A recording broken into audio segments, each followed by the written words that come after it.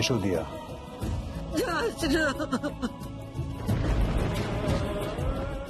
আর্যু,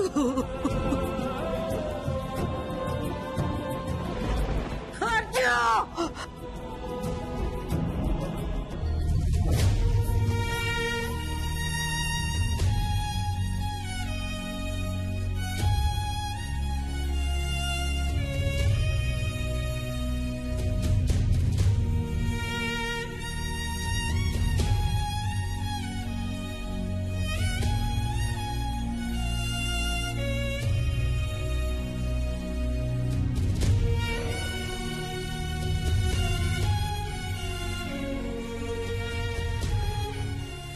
দাঁড়াও তিস্তা।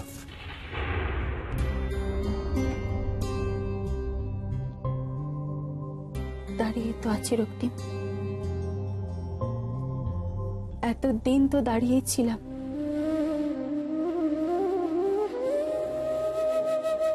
মা বলে তুমি নাকি তোমার মনের কথা মুখ ফুটে বলতে পারো না। আজ দেখলে তো তোমার না বলতে পারাটা আমাদের সম্পর্কের কতটা ক্ষতি করলো। রক্তিম, তুমি কি করেছ তার জাস্টিফিকেশন কিন্তু আমি চাইনি। আজ শেষ বেলায় এসেও তুমি আমার কাঁধে বন্দুক রাখলে। এটা কাঁধে বন্দুক রাখা নয় তিস্তা,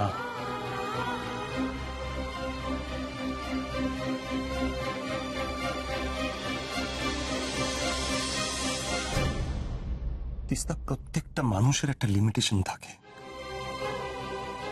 আমি আমি আমি যখন বুঝতে পারছিলাম না, তখন তুমি আমাকে কেন বুঝিয়ে বলনি যে তুমি আমার জন্য ওয়েট করছিলে। ওই যে বললেন লিমিটেশন, তাও তো আমি আমার লিমিটেশনের বাইরে গিয়ে দু একবার তোমাকে বোঝানোর চেষ্টা করেছি রক্তিম। তখন হয়তো তুমি শুনতে পাওনি, বা শুনেও না শোনার ভান করেছো। আর এখন অনেক দেরি হয়ে গেছে তিস্তা। ঠিক তাই, অনেক দেরি হয়ে গেছে। তাই এই সমস্ত কিছু এখন আলোচনা করে আর লাভ নেই। তোমার দরজায় এখন সুখ করা নাড়ছে রক্তিম।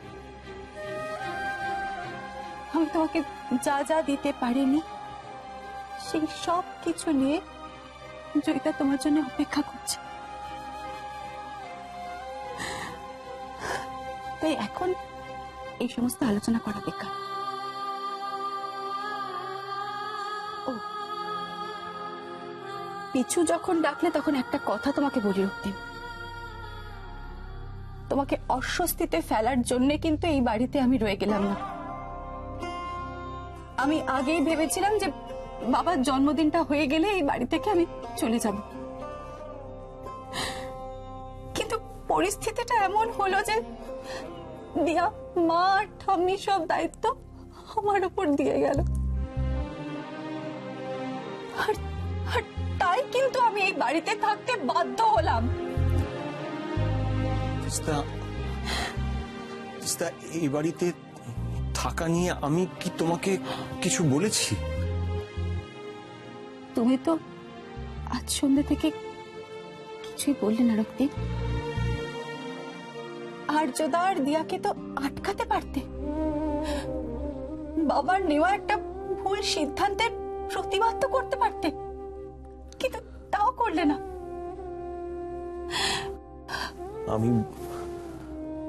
আমি বললেই কি সবকিছু বদলে যেত? বদলে দেওয়ার ক্ষমতা তো তোমার আছে রক্তিম। এই তো কি সুন্দর সবকিছু বদলে ফেললে। তোমার জীবনে সুখ এলো বলে তুমি আর কারোর কথা ভাববে না রক্তিম। আমার কথা ছাড়ো, আর্যদা বা দিয়ার কথা তো ভাবতে পারতে। আমি তো বললাম যে আমি বললেই সবকিছু বদলে যেত না। তাও কেন তুমি আমাকে দোষারোপ করে যাচ্ছ? আমি বলছি তো, বলিনি আমি? এর জন্য আমি কারোর কাছে কোনো জবাবদিহি করবো না। Is it clear? আমি তোমার কাছে কোনো জবাব দিয়ে চাইও না রক্তি, কোনো জবাব দিয়ে চাই না।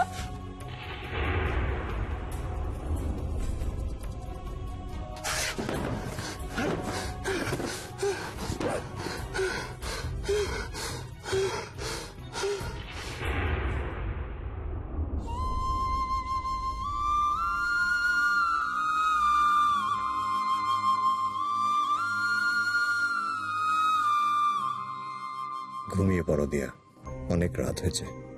ঘুম আসছে না তো, কি করব?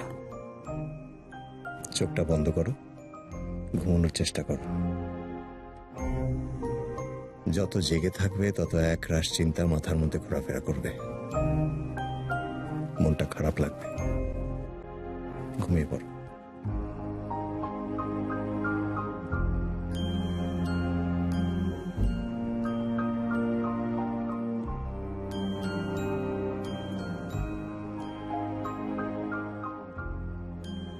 তুমিও যে মনের মধ্যে কতটা চিন্তা, কতটা কষ্ট বয়ে বেড়াচ্ছ আমি বুঝতে পারছি।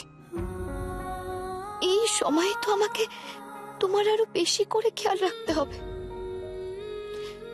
তোমার সাথে যে কেন বারবার এরকম হচ্ছে আমি সত্যি বুঝতে পারছি না। বারবার তোমার বিশ্বাস ভাঙছে। এভাবে বিশ্বাস ভাঙতে থাকলে যে মানুষ তলিয়ে যায়। শোনো দিয়া, জীবন বড়ই অদ্ভুত। কখনো আমাদের ফেভারে থাকে, কখনো আবার হাতের বাইরে বেরিয়ে যায়। আর জীবনের এই প্রতি মুহূর্তের ওঠানামা আমাদের কোনো না কোনো লেসন শিখিয়ে যায়। তুমিও এর থেকে শিক্ষা নিও দিয়া। কখনো যদি আমি না থাকি তাহলে তুমি ভেঙে পড়ো না, নিজেকে শক্ত রেখো। চিচি, এই সমস্ত কথা মুখে আনতে নেই। কথা দাও, এই সমস্ত কথা তুমি আর বলবে না। কথা দাও। ঠিক আছে, আর বলবো না। কথা দিলাম। এবার তুমি ঘুমাও তো। চুপটা বন্ধ করো।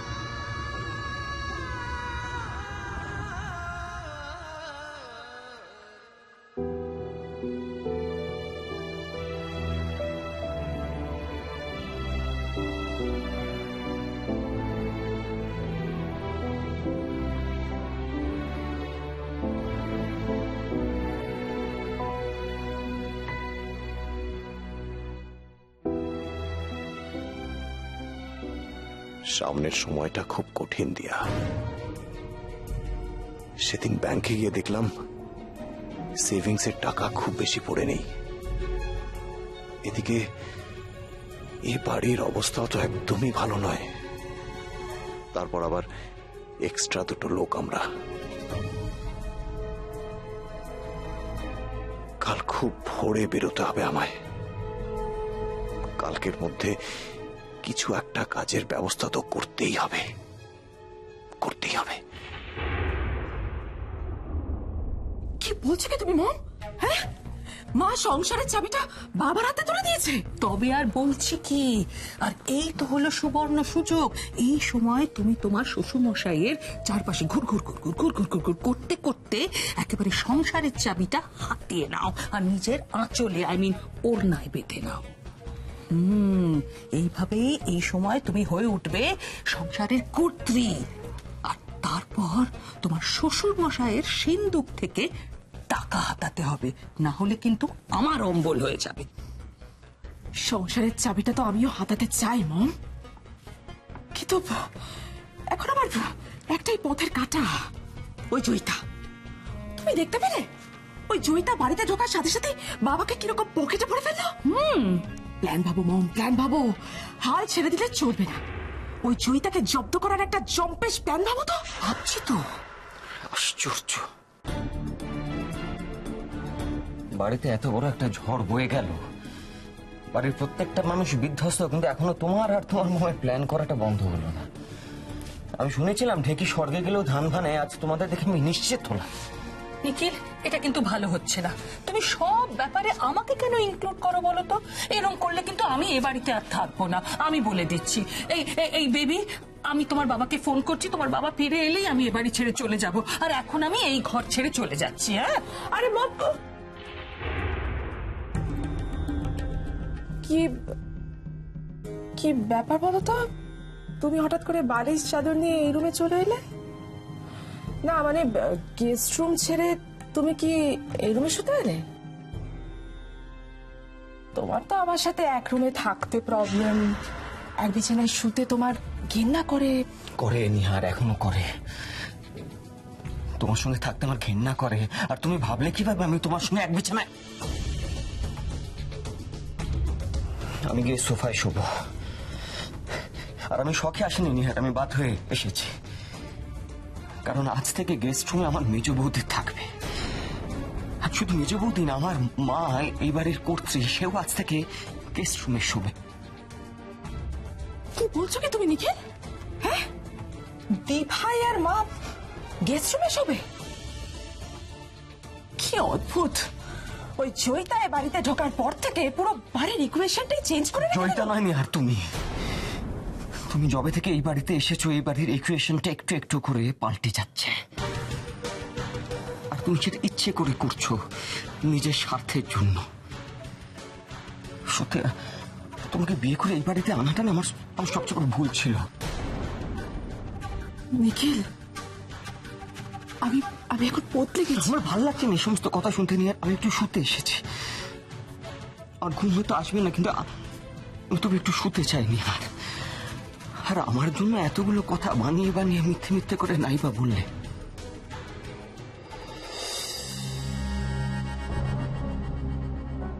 তুমি যাই বলো না কেন নিখিল, আমার যা করার আমি সেটা করেই যাব। আমার এখন পাখির চোখ হলো বাড়ির চাবির দিকে। ওই জয়িতাকে তো আমি ঠিক বুঝে দেব, কিন্তু সংসারের চাবিটা এইবার আমার চাই।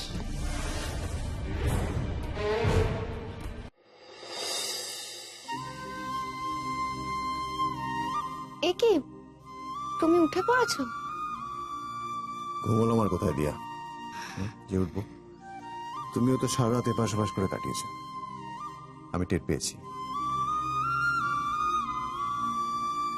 কাল খুনাক্ষরেও ভাবিনি যে আজ এরকম একটা সকাল আসতে চলেছে আমাদের জীবনে। জীবন এরকমই হয় দিয়া। জীবনের থেকে বেশি আনসার্টিং হলে আর কিচ্ছু হয় না। হ্যাঁ, শোনো, আমি একটু ব্যাংকে যাচ্ছি। আর তারপর তারপর কি? তারপর কয়েকটা ছোট ছোট কাজ আছে, ও করেই আমি বাড়ি ফিরবো তাড়াতাড়ি।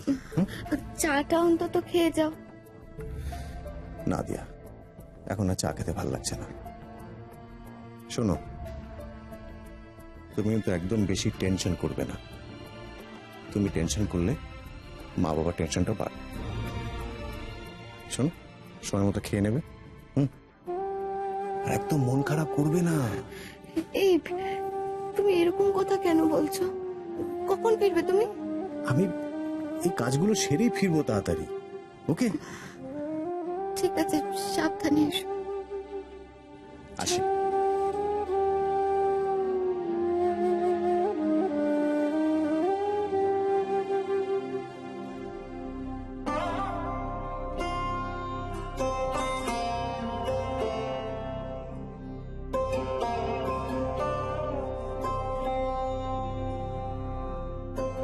এরকম পরিস্থিতিতে তুমি যদি আমার পাশে না থাকতে, তাহলে তো আমি বাঁচার উৎসাহই হারিয়ে ফেলতাম দিয়া। এই, তুমি এই সমস্ত কথা কেন বলছো? কি হচ্ছে তোমার? কাল রাতের পর দ্বিতীয়বার তুমি আমাকে এরকম কথা বললে। দেখো, তুমি যদি এরকম কথা বলেছো না, তাহলে আচ্ছা ঠিক আছে, আমি আর বলবো না। ওকে, আর বলবো না। যাই বলতে নেই, বলো আসি। ও আচ্ছা আচ্ছা, আসি।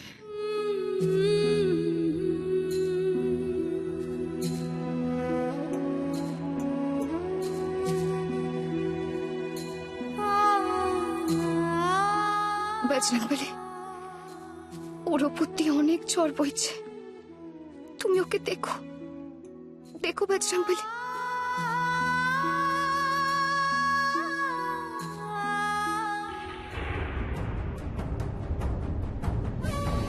আজ থেকে এ বাড়িটা আমার।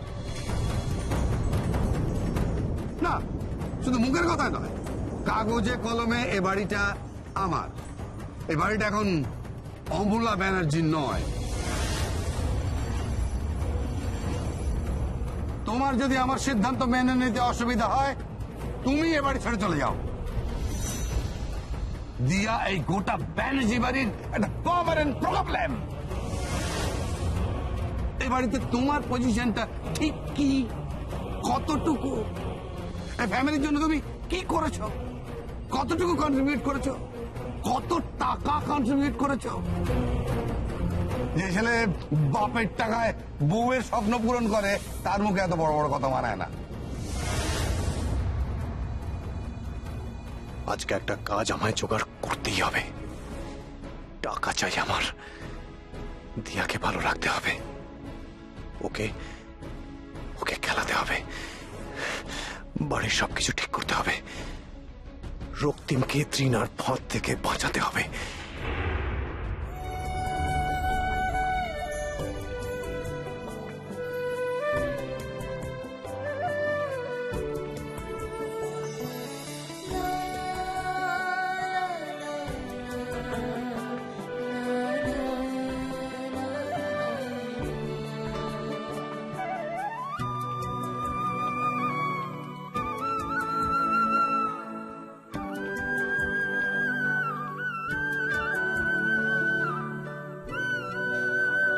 হে ঠাকুর, তুমি ও বাড়ির সবার ভালো করো। বাবা, মিস্তা ভাই, ওরা যেন ওদের ভুলটা বুঝতে পারে। ত্রিনাথি যেন ও বাড়ির কারোর কোনো ক্ষতি করতে না পারে। তুমি দেখো, তুমি ওকেও দেখে রেখো ঠাকুর। কাল থেকে ওর মনটা একদম ভালো নেই। ও আজ যেই কাজে গেছে, ও সেই কাজ করে যেন তাড়াতাড়ি বাড়িতে ফিরতে পারে। তুমি দেখো।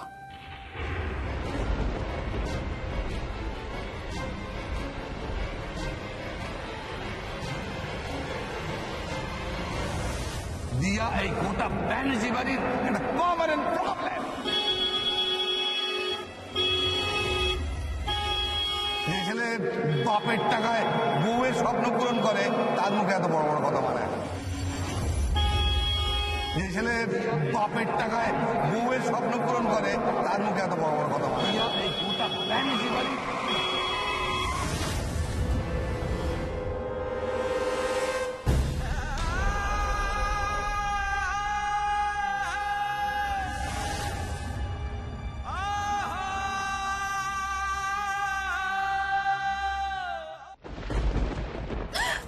আগুন! এবার আগুনটা জ্বললো কি করে? এবার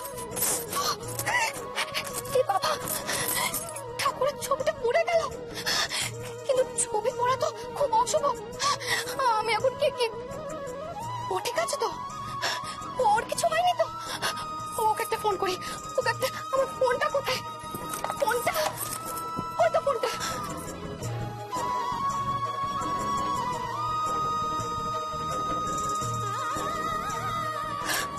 সুইচ অফ বলছে। আবার ফোন করি।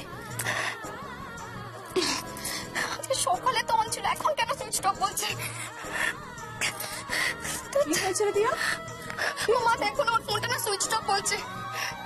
হ্যাঁ, কোনো কাজে আছে তাই হয়তো বন্ধ। না মা, তুমি বুঝতে পারছো না, আমার না কিরকম একটা খটকা লাগছে জানো তো। ও কাল থেকে কি সব ভুলভাল বলে যাচ্ছে। আজকে বেরোনোর সময় কি সব অল্পক্ষণে কথা বলছিল। আমার ভালো লাগছে না জানো তো। তারপর দেখো, ঠাকুরকে ধূপ দিতে গিয়ে ঠাকুরের ফটোটাও পুড়ে গেল। আমার মনে হচ্ছে ঠাকুর কোনো অশুভ সংকেত দিতে চাইছেন জানো তো। আমার খুব ভয় করছে মা, ভীষণ টেনশন হচ্ছে জানো তো, খুব ভয় করছে। আরে ভয় পাচ্ছিস কেন? এতে ভয় পাবার মতন কি হয়েছে বলতো? এইটা তো অ্যাক্সিডেন্ট। এতে ঠাকুর কেন রাগ করবেন? কেন তোকে ভয় পেতে হবে? তুই নিজেকে একটু শান্ত কর তো। কাল থেকে যা ঝড় যাচ্ছে তোদের কারোর মাথার ঠিক নেই। কি বলতে আর্য কি বলছে সেসব নিয়ে কেউ ভয় পায় দিয়া? ধৈর্য ধর, শান্ত হ, ঠান্ডা মাথায় ছেলেটাকে ফোন কর, ঠিক লাইন পেয়ে যাবি। ফোন কর।